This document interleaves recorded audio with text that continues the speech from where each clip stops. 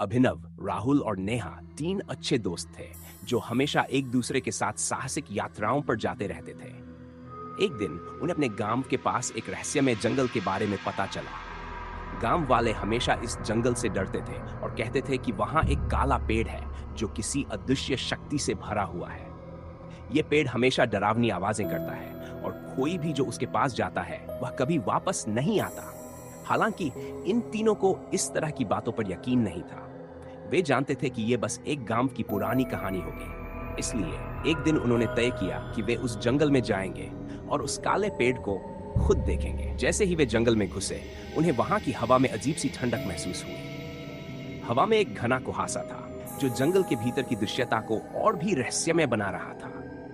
पक्षियों की आवाजें भी सुनाई नहीं दे रही थी, जैसे पूरी दुनिया ने अपनी सांसें रोक दी हो। जैसे जैसे वे अंदर बढ़े, पेड़ों की शाखाएं हवा में लहराती हुई उन्हें निगलने के लिए तैयार दिख रही थी। अभिनव, राहुल और नेहा आगे बढ़ते रहे, जबकि उनका मन थोड़ा डगमगाया हुआ था। आखिरकार वे उस काले पेड़ के पास पहुंचे। ये पेड़ सचमुच बहुत भयानक और विशाल था, जिसका तना काले रंग का था और उसकी शाखाएं उस तरह से फैली हुई थी जैसे किसी शिकारी के पंजे। जैसे ही वे पेड़ के पास पहुंचे, वहां की जमीन ठंडी और सख्त महसूस हो रही थी। पेड़ से एक अजीब सी बदबू आ रही थी, जैसे कुछ सड़ रहा हो। पेड़ की शाखाएं बिना किसी हवा के भी धीरे धीरे हिल रही थी। अभिनव ने हिम्मत जुटाई और पेड़ के तने पर हाथ रखा। ठीक उसी समय उसे ऐसा महसूस हुआ कि पेड़ के अंदर से कोई फुसफुसा कर कुछ कह रहा है। उसने अपने दोस्तों से यह कहा, लेकिन वे इसे हल्के में ले गए। अचानक पेड़ में कोई अजीब सी हरकत हुई।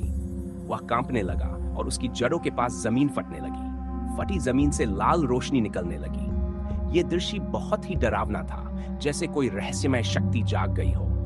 तीनों डर के मारे घबरा गए और भागने की कोशिश की, लेकिन पेड़ की शाखाएं उनके रास्ते में आकर उन्हें रोकने लगी। वे चाहकर भी बाहर नहीं जा पा रहे थे। राहुल को अचानक ऐसा महसूस हुआ जैसे कोई अदृश्य शक्ति उसे अपनी ओर खींच रही हो। वह डर के मारे कांपने लगा और उसकी सांसें तेज हो गई। नेहा चीखने लगी, लेकिन उसकी आवाज जंगल के अंदर खो गई, जैसे कोई जादू हो। पेड़ की शाखाएं और भी तेजी से हिलने लगी और पेड़ से खौफनाक आवाजें लगी।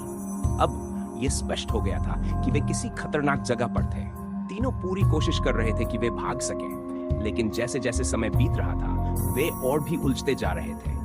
नेहा की चीखें और राहुल की घबराई हुई आवाजें जंगल में गुम हो गई, जैसे जंगल ने उन्हें निगल लिया हो। सुबह गांव के कुछ लोग जंगल के पास गए। उन्हें वहां तीनों का सामान पड़ा हुआ मिला, लेकिन न तो अभिनव, राहुल और न ही नेहा कहीं दिखाई दिए।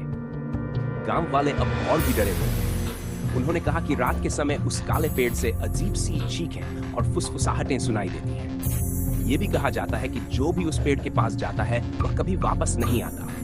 कोई नहीं जानता था कि वह पेड़ किस शक्ति से भरा हुआ था, लेकिन अब वह एक और डरावनी कहानी बन गया था जो गांव में सबको सिहरन पैदा कर दी। और इस तरह वह काला पेड़ रहस्य में बना रहा और लोग आज भी उससे डरते हुए उस जंगल से दूर रहते हैं। जो भी वहां जाने की सोचता है, उसे याद रहता है कि कोई भी वहां से लौटकर नहीं आया है।